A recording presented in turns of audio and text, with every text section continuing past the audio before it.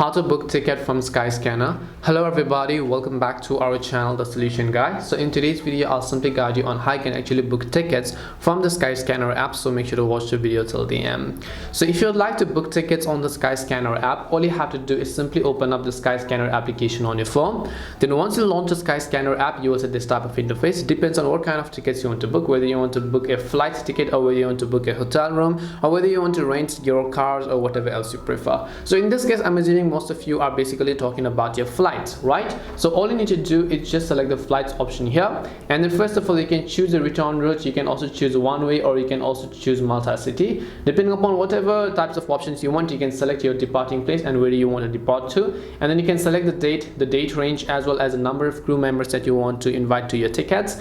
And then you can also choose your class, which means economy class, premium economy, or business, or even first class. Depending upon whatever else that you actually think you prefer, you can just select them, click the search button. Then Skyscanner will actually scan some of the best flights that is actually available for you based on a specific time range. Once you've done that and you see a list of those available flights, you can select either of these ones that you have time for, and then once you do that, scroll down, select the option called choose a provider, and you basically have two providers in this case. In my case, it's trip.com and British Airways. Now in your case, depending upon a flight date and a flight type, your range and your provider could also vary. So keeping that thing in mind, after selecting a specific provider based on their ratings, of course, if you want a higher rated ones, you can select them, and then you can confirm your payment method right from this page, and your tickets will be booked successfully.